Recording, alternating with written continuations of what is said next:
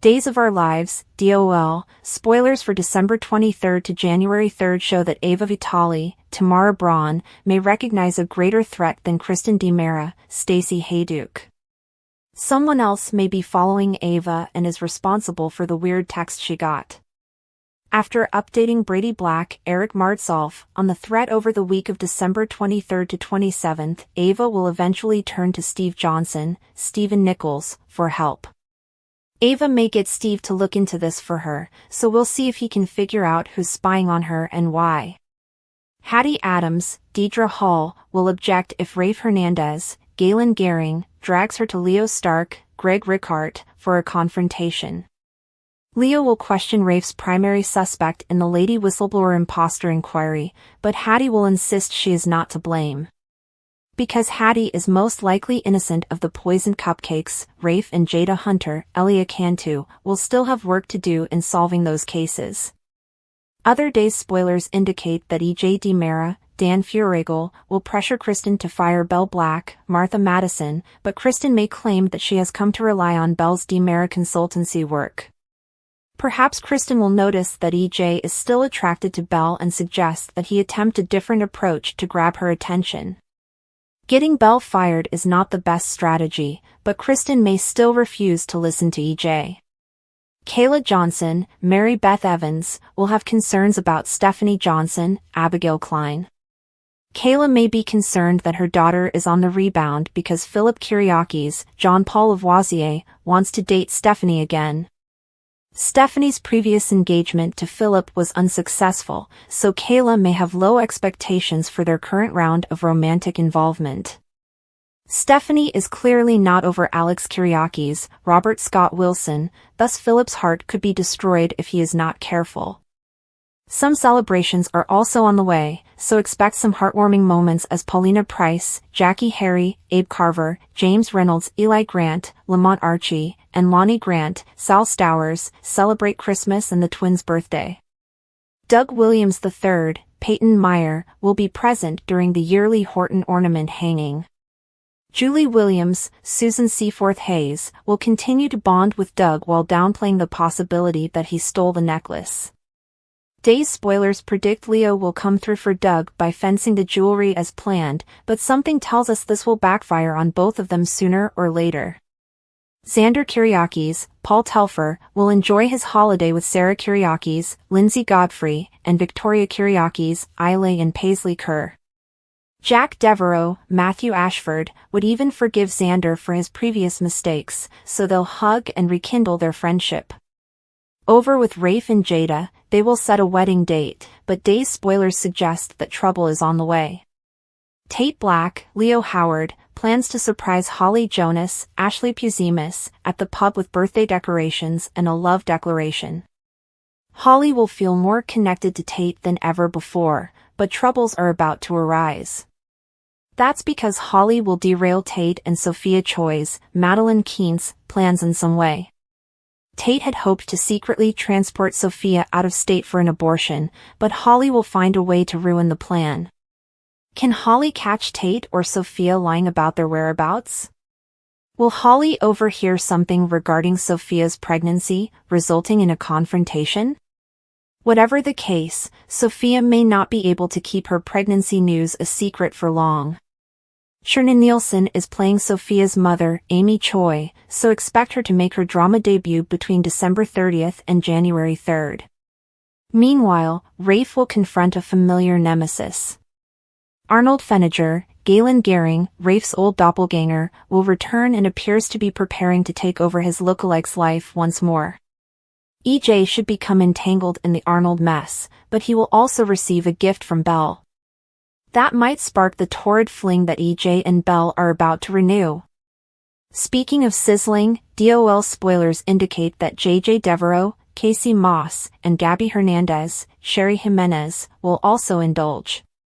Gabby will ask JJ if he wants to spend the night, and he will accept the invitation and hit the sheets with her.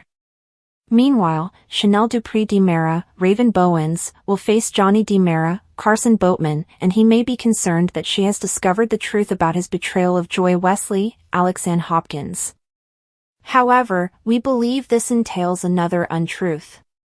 Johnny claimed he had no idea Joy was leaving town, but Chanel may discover that EJ tossed money at Joy to get rid of her. If it is discovered that Johnny was aware of this, he may face yet another issue. Chanel may accuse Johnny of lying and ask too many questions about why EJ wanted Joy to go so desperately.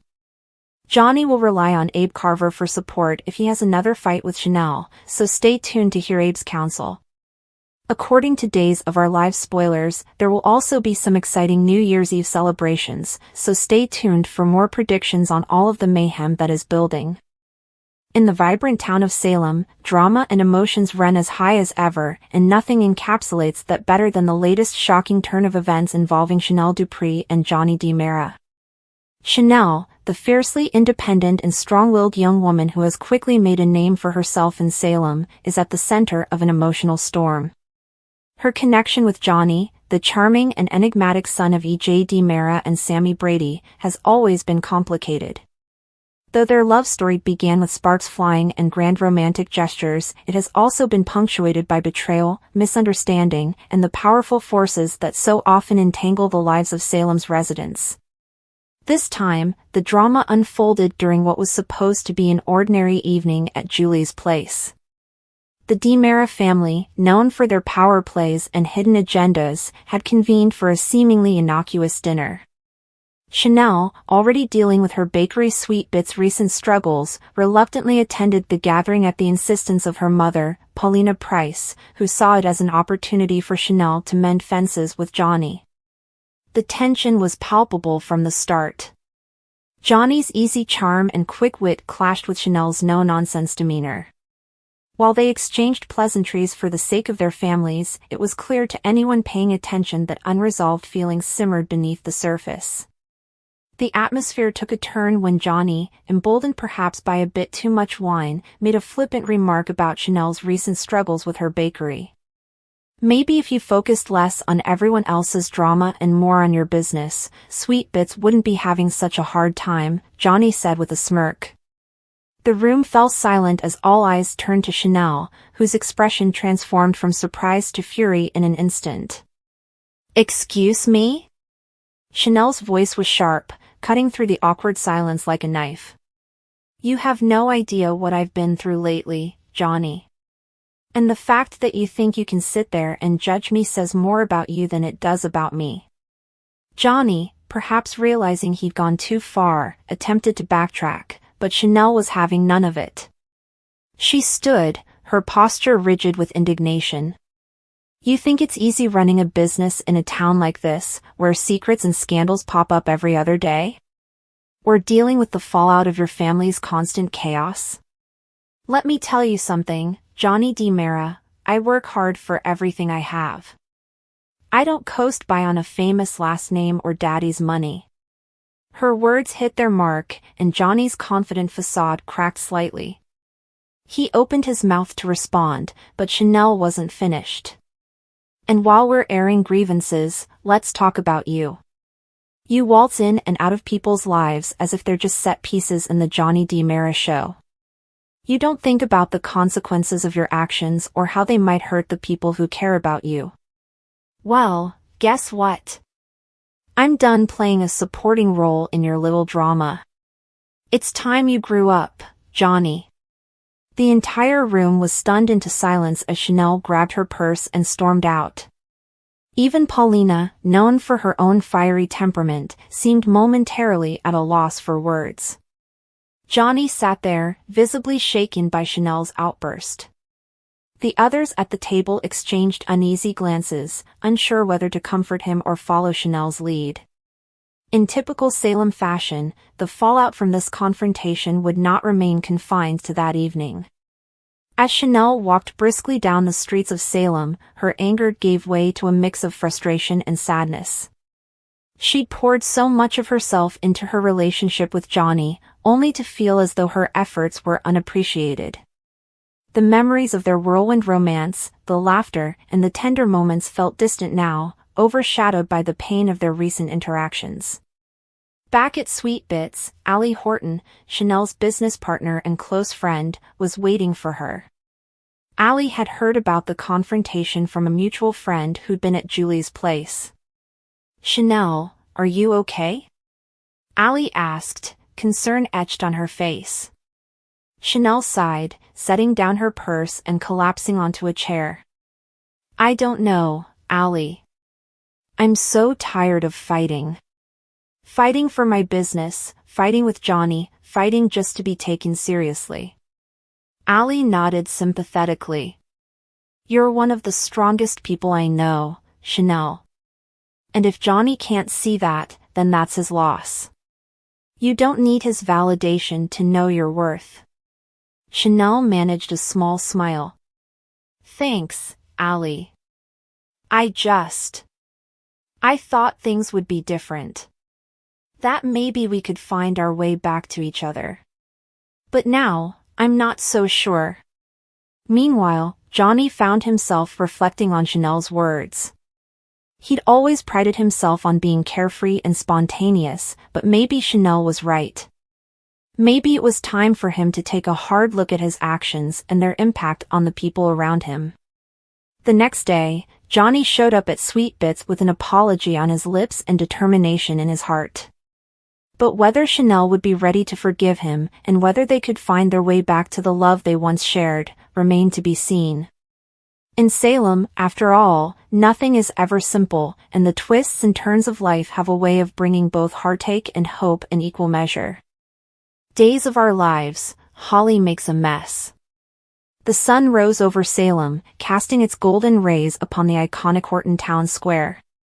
It was a typical morning, filled with bustling energy as locals hurried to their favorite coffee shops and boutiques.